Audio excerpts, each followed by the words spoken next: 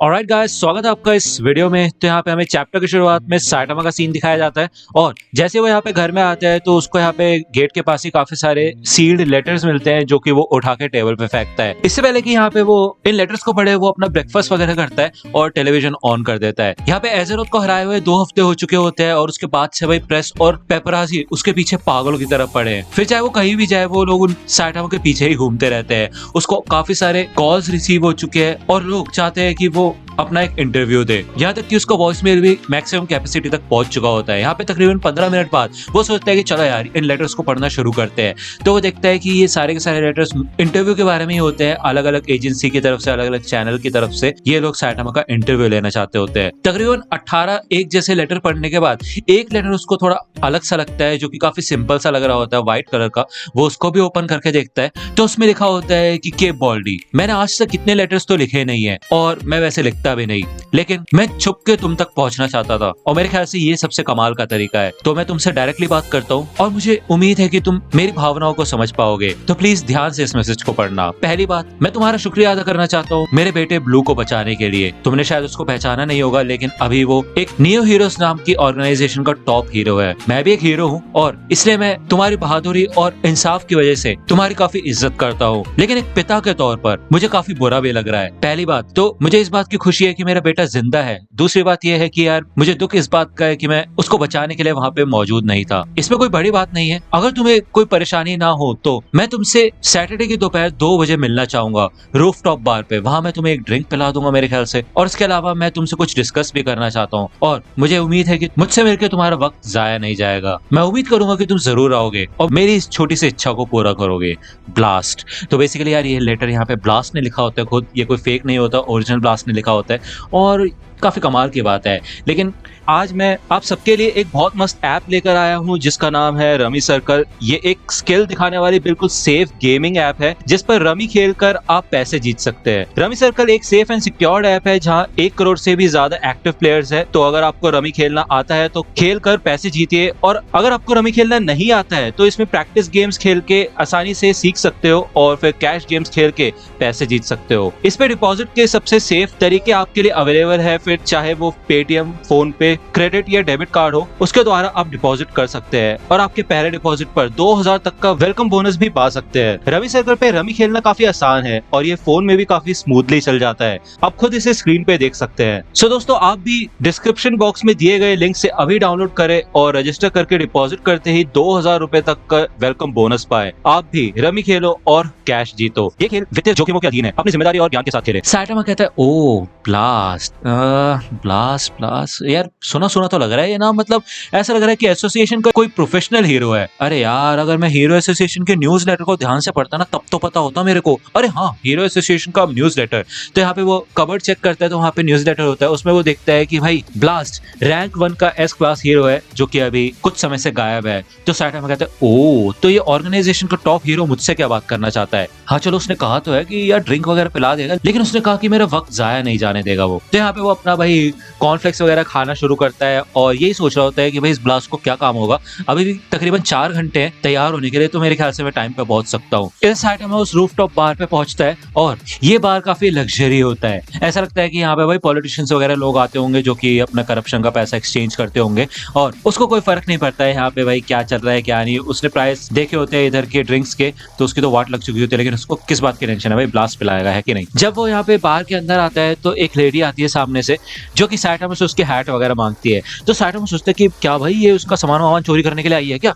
तो वो लड़की कंफ्यूज हो जाती है और वो कहती है नहीं सर, मैं तो इसलिए सामान मांग रही हूँ जिससे कि आपको कंफर्टेबल फील हो। तो साइटामा यहाँ पे मान जाता है और वो बंदी उसको भाई सीट तक लेके जाती है। यहाँ पे वो देखता है कि ये बंदा भाई ओल्ड फैशन टाइप लग रहा होता है, न्यूज़पेपर पढ़ रहा होता है, और वो लड़की कहती है ये आपकी सीट है सर, क्या मैं आपके लिए कुछ लेके आऊं। तो साइटामा कहता है कि पहले पानी ले आओ, मैं मेन्यू चेक करके बताऊंगा तुमको। तो यहाँ पे ब्लास्ट न्यूज़पेपर फोल्ड करके नीचे रखता है और कहता है कि तुम्हें बर्बन पसंद है। साइटामा यहाँ पे ये सोचता है कि यार ये हीरो काफी ओल्ड फैशन और बूढ़ा सा लग रहा है। वैसे देखा जाए तो उसने ब्लास्ट के बारे में काफी रिसर्च करने की कोशिश की, लेकिन उसकी फोटोग्राफ कहीं भी दिखाई नहीं देती उसे।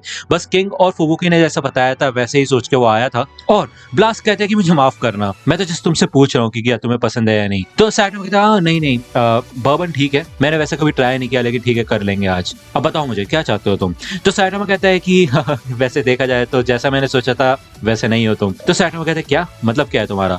वैसे अगर तुम्हें बुरा न लगे तो यार दोस्त, मैं ये जानना चाहता हूँ तुमने मुझे बुलाया क्यों है यहाँ पे। तभी यहाँ पे वेटर आता है भाई साइटामा का पानी का ग्लास लेके, और ब्लास्ट कहता है कि मैं समझ सकता हूँ और मैं तुम्हारा समय वेस्ट नहीं करूंगा, मैं बस तुम्हें फिर से थैंक यू कहना चाहता था मेरे बेटे ब्लू को बचाने के लिए। उसके और मेरे बीच में काफी दूरियां बढ़ चुकी है और मैंने खुद भी मान लिया है कि यार जब बच्चे बड़े हो जाते हैं तो उनको थोड़ा इंडिपेंडेंट होना पड़ता है, तो मैं समझ सकता हूँ। तो साइटामा कहता है यार मेरे को नहीं समझ आ रहा तुमने खुद उस मॉन्स्टर को जाके हराया क्यों नहीं, वैसे भी तुम ऑर्गेनाइजेशन के टॉप हीरो है कि नहीं, पूरे न्यूज में उसकी बात चल रही थी, तो ऐसा तो हो नहीं सकता कि तुम्हें उस मॉन्स्टर के बारे में पता ना हो। ब्लास्ट कहता है कि हाँ बिल्कुल सही कह रहे हो तुम, तो मैं यहाँ पे ये डिस्कस नहीं करने वाला कि मैं रिटायर क्यों हुआ या फिर मैं हीरो का काम क्यों नहीं कर रहा, लेकिन मैं कुछ क्वेश्चंस का आंसर दे देता हूँ। मुझे पता था कि वो मॉन्स्टर जिस बच्चे के बारे में बात कर रहा था वो ब्लू नहीं है, लेकिन मेरे बेटे को ऐसा लग रहा था कि वो मॉन्स्टर उसी की बात कर रहा है, और जब मेरे को तात्सुमाकी की प्रेगनेंसी के बारे में पता चला तब मुझे सब कुछ कंफर्म हो गया। दूसरी बात, अगर मैं मॉन्स्टर से लड़ता तो ब्लू के साथ मेरे रिलेशन और खराब हो जाते, क्योंकि तुम शायद मानोगे नहीं लेकिन ब्लू अपने आप पे काफी घमंड करता है, और अगर मैं बीच में आ जाता तो वो मुझसे नफरत करने लगता, और ये चीज शायद उसने मेरे से ही सीखी है। उस रात मैंने फैसला किया कि मैं मॉन्स्टर से नहीं लड़ूंगा बल्कि अपने बेटे का साथ दूंगा। यहाँ पे साइटामा कुछ और पूछने वाला होता है, लेकिन इतने में ब्लास्ट कहता है कि मुझे पता है कि तुम क्या सोच रहे हो, हाँ मुझे पता है कि तुम ही तात्सुमाकी के बच्चे के पिता हो, इसी वजह से आज मैंने तुम्हें बुलाया है उसके बारे में बात करने के लिए। सालों पहले मैंने उस छोटी बच्ची को मिलिट्री कैंप से बचाया था, वहां पे साइंटिस्ट लोग एक ऑर्गेनाइजेशन चला रहे थे और तात्सुमाकी के ऊपर काफी खतरनाक एक्सपेरिमेंट्स किया करते थे। उस समय उसकी उम्र मुश्किल से 6 या 7 साल होगी और उसके अंदर कमाल की साइकिक एबिलिटीज थी जो कि इस दुनिया से भी बाहर की है, पूरी दुनिया में सबसे ज्यादा ताकतवर। और कमाल की बात यह है कि वो एस्पर अपने पावर्स को भी कंट्रोल नहीं कर पाती थी, और एक दिन वहां पे मौजूद एक पिंजरे से एक मॉन्स्टर भाग निकला। सबके सब लोग डर गए और अपनी जान बचा के वहां से भागने लगे। एक बंदे ने भी नहीं सोचा कि एक छोटी बच्ची को उन्होंने बंद करके रखा है, एटलीस्ट उसको वहां से बाहर निकाल दे, लेकिन अगर पता भी होता तब भी शायद वो निकालते नहीं। तो साइटामा पूछता अच्छा फिर क्या हुआ। तो ब्लास्ट कहता है कि फिर मैं आया, मैंने उस मॉन्स्टर को मार डाला, उस बच्ची को उस रूम से बाहर निकाला। मुझे ऐसा लगा था कि मैं जैसे उसको बाहर निकालूंगा वो जल्दी से भाग जाएगी यहाँ से, लेकिन वो वहां पे खड़ी रही, उसको नहीं पता था कि क्या करना है, कहाँ जाना है। मैंने उससे पूछा कि तुमने अपनी ताकतों का इस्तेमाल क्यों नहीं किया, अपने आप को बचाया क्यों नहीं, तो उसने यही बोला कि उसे ऐसा लगता है कि वो इतनी ताकतवर है ही नहीं। उसके बाद तात्सुमाकी और उसकी सिस्टर को मैंने अपने साथ ही रखा जब तक उनको एक प्रॉपर फैमिली ने अडॉप्ट नहीं किया। उसके बाद से मैं उससे कभी मिला नहीं, मैं उसको हमेशा अपनी बेटी की तरह मानता रहा, और देखो समय किस तरह से बदल जाता है, अब वो खुद एक माँ बन चुकी है। इससे तुम्हें को यार काफी बूढ़ा फील हो रहा है, ऐसा लग रहा है कि मैं एक ग्रैंडपा बन चुका हूँ। साइटामा मैं तुम्हें एक बात बताना चाहता हूँ, जब मैंने देखा कि तुम उसकी कितनी कदर करते हो, उसके लिए कुछ भी करने के लिए तैयार हो, तो उसके लिए मैं तुम्हें थैंक यू कहना चाहता हूँ, और मैं चाहता हूँ कि तात्सुमाकी को भी पता चले कि तुम उसकी कितनी कदर करते हो। यहाँ पे साइटामा ग्लास की बातें सुन के थोड़ा सरप्राइज हो जाता है, उसने नहीं सोचा था कि एक अजनबी जिससे वो पहली बार मिला है वो साइटामा को इतना डीपली समझ पाएगा। और साइटामा कहता है थैंक्स ब्लास्ट, मुझे ये बात सुन के काफी अच्छा लगा दोस्त। अगर तुम्हें कोई प्रॉब्लम ना हो तो मैं तुमसे क्वेश्चन पूछना चाहता हूँ कि तुमने एकदम से एसोसिएशन को क्यों छोड़ दिया, क्या तुम्हारे बच्चे की वजह से तुमने ऐसा किया। तो ब्लास्ट कहता है कि यार मैं काफी टाइम से हीरो एसोसिएशन के टॉप पे था और उनका काफी कमाल का हीरो बन चुका था, लेकिन असलियत में मैं एक जगह स्टिक हो चुका था, एक बूढ़ा सा इंसान जिसके अंदर कोई इच्छा ही नहीं थी, कोई उम्मीद नहीं थी, कोई फैमिली भी नहीं थी, ना कोई गोल था, उसके पास इतना सारा पैसा था, इतनी कामयाबी थी, लेकिन उसके बाद भी वो अकेला था। ब्लास्ट कहते हैं मुझे इस बात का डर था कि भले ही मैं कितने भी मॉन्स्टर्स को हरा दूं और दुनिया को कितनी भी बार बचा लूं, लेकिन उसके बाद भी मैं हमेशा अकेला ही रहूंगा। जब इस बात से मेरा दिमाग खराब होने लगा तभी मैं एक औरत से मिला जो कि कुछ खास नहीं थी, एक नॉर्मल सी सेक्रेटरी थी एक बेकार सी ऑर्गेनाइजेशन में, लेकिन मेरे लिए वो एक उम्मीद की किरण थी। हम दोनों को प्यार हुआ और उसके बाद हमारा बेटा भी हुआ जिसका नाम था ब्लू। जब ब्लू यहाँ पे 12 साल का हुआ तो उसकी मौत हो गई थी, और उसके बाद से ही ब्लू और मेरे बीच पे दूरियां बढ़ने लग गई। वो अपना खुद का एम्पायर बनाना चाहता था, इसलिए मैंने भी चुपचाप एसोसिएशन को छोड़ दिया। ब्लास्ट कहता है कि इस जिंदगी में हम सबका एक पर्पस होता है साइटामा, और उसको पाने के लिए हमें बहादुरी और पैशन से कुछ कठिन फैसले लेने पड़ते हैं। यहाँ पे जब साइटामा इधर से निकल जाता है तो वो हीरो एसोसिएशन रेसिडेंशियल एरिया की ओर जा रहा होता है और ब्लास्ट की बातों के बारे में सोच रहा होता है। साइटामा ये सोचता है कि ब्लास्ट ने तब हीरो एसोसिएशन को छोड़ दिया जब उनको उसकी सबसे ज्यादा जरूरत थी, लेकिन ये सब उसने सिर्फ अपने बच्चे के लिए किया, और अभी भी वो अपनी गलतियों को सुधारने की कोशिश कर रहा है। ऐसा लगता है कि कोई भी परफेक्ट नहीं होता, हो सकता है कि अभी अगर उसकी बीवी जिंदा होती तो उसे पता होता कि क्या करना है। वैसे दिखने में तो वो काफी कमाल का बंदा लगता है और काफी स्मार्ट भी है, हो सकता है कि चीजें उसके लिए ठीक हो जाए, वो और उसका बेटा फिर से साथ रहने लगे। लेकिन ये मेरी प्रॉब्लम नहीं है, हम सबकी अपनी अलग अलग प्रॉब्लम्स होती है। जो भी बातें फ्लास्क ने उसे बताई, सबसे ज्यादा शॉकिंग बात थी तात्सुमाकी का पास्ट। यहाँ पे साइटामा अपार्टमेंट यूनिट्स के पास आ जाता है और वो एस क्लास की बिल्डिंग को देखता है और वो यही सोचता है कि वो अभी भी तात्सुमाकी के बचपन के बारे में, उसके पास्ट के बारे में बहुत चीजें नहीं जानता है। बस ब्लास्ट ने उसको छोटी सी चीज बताई है, ऐसी और भी चीजें होंगी और मेरे ख्याल से मुझे कुछ समय बाद तात्सुमाकी से सारी चीजें पूछनी चाहिए। यहाँ पे जब वो अपने अपार्टमेंट के पास आता है तो वो देखता है कि इधर दो बंदे खड़े होते हैं और साइटामा कहते हैं क्या मैं तुम्हारी मदद कर सकता हूँ। वो देखता है कि ये तो वही बंदे हैं जिन्होंने साइटामा को तात्सुमाकी से मिलने के लिए मना किया था। हर्बर्ट कहता है मिस्टर केप बॉल्डी, आपसे मिलकर खुशी हुई। तो साइटामा कहता है साइटामा ही बोलो बस, ठीक है, केप बॉल्डे वगैरह बोलने की जरूरत नहीं है।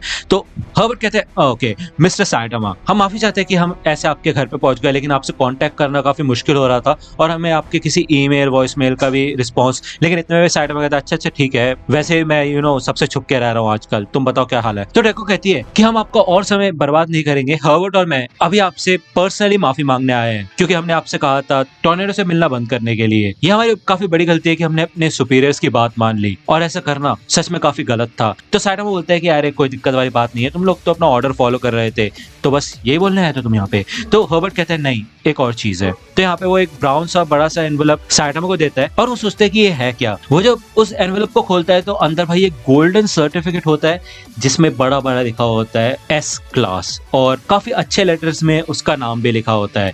तो हर्बर्ट कहता है कि एसोसिएशन के बोर्ड ऑफ डायरेक्टर्स ने फाइनली मान लिया है कि आप इस दुनिया को बचाने के काबिल है और एक प्रोफेशनल हीरो है मिस्टर साइटामा, तो प्लीज हमें इजाजत दीजिए कि हम आपको सबसे पहले कॉन्ग्रेचुलेट करें। कॉन्ग्रेचुलेशंस। तो डेको कहती है कि अगर आप एस क्लास में प्रमोशन को एक्सेप्ट करेंगे तो ये सर्टिफिकेट ऑफिशियलाइज हो जाएगा हीरो एसोसिएशन के सील से, लेकिन उसके बाद फिर से आपको नीचे से शुरुआत करनी पड़ेगी, यानी कि एस क्लास के 13th रैंक से। लेकिन एस क्लास के हीरो के सारे फायदे आपको इमीडिएटली मिल जाएंगे, हायर सैलरी और एस क्लास के रेसिडेंशियल एरिया में रहने का मौका भी, और जो भी मटेरियल्स और इक्विपमेंट्स आप चाहेंगे वो आपको दिलवा दिए जाएंगे। हर्बर्ट कहता है कि लेकिन जायज सी बात है, इन बेनिफिट्स के साथ साथ एक एस क्लास के हीरो की सारी जिम्मेदारी आपके ऊपर आ जाएंगी, आपको और ज्यादा ताकतवर और खतरनाक मॉन्स्टर्स को संभालने के लिए दिया जाएगा। आपको अभी डिसीजन लेने की जरूरत नहीं है मिस्टर साइटामा, हम आपको अगले हफ्ते कॉल करेंगे और आपसे पूछेंगे कि आपने अपना मन बना लिया है या नहीं।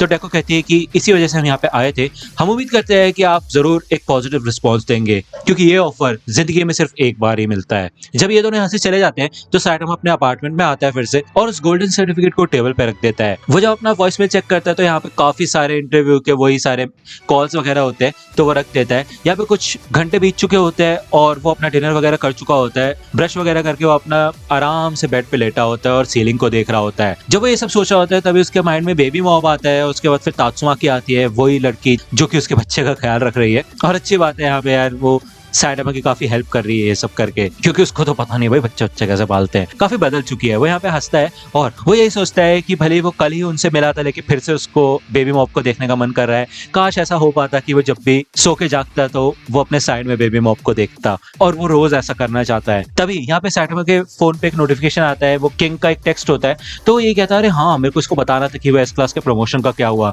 तो वो यहाँ पे फोन उठा के भाई किंग को बता देता है कि भाई मेरा प्रमोशन हो चुका है इस क्लास में, और वो जेनस को भी सेम चीज बताता है। वो यहाँ पे अपना फोन लॉक करके साइड में रखने वाला होता है, लेकिन तभी उसके माइंड में आता है कि उसको ये बात तात्सुमाकी को भी बता देनी चाहिए क्या। तो वो उसका नाम सर्च करता है और वो कहता है हे डैड्स, क्या कल सुबह तुम मीडो में मुझसे मिलोगी, मुझे तुमसे कुछ बात करनी है, और अपनी सिस्टर को बोल देना बेबी सिट करने के लिए। तो फाइनली यार अब साइटामा एक एस क्लास का हीरो बन चुका है। यार तुम में से काफी लोग मेरे को कह रहे थे कि ऐसी फैन मांगा लाना जिसमें साइटामा एस क्लास का हीरो बन जाता है, तो यार फाइनली यही वो फैन मांगा है जिसमें साइटामा एस क्लास का हीरो बन जाता है। हाँ भले डोंट वरी यार, आगे हम ऐसी फैन कॉमिक्स कवर करेंगे जिसमें यार साइटामा का पोटेंशियल सबको पता चले। इसमें भी पता चल चुका है ऑलमोस्ट, बट इतना डिटेल में नहीं बताया गया है। बट कोई बात नहीं, इसके बाद यहाँ पे शायद लास्ट पार्ट और आएगा। अगर लास्ट पार्ट आता है तो बहुत बड़ी होगी वो वीडियो, तो उसमें मेरे को थोड़ा टाइम देना बनाने का, ठीक है। इस वीडियो में थोड़ा टाइम लगा है मुझे पता है, लेकिन कोई बात नहीं यार। अगर आपको ये वीडियो पसंद आई हो तो लाइक करना, सब्सक्राइब कर लो अगर अभी तक नहीं किया है तो, और अगर अपडेट्स वगैरह चाहते हो वीडियोस के रिगार्डिंग तो मेरे को इंस्टाग्राम पे फॉलो कर सकते हो, लिंक आपको डिस्क्रिप्शन में मिल जाएगी।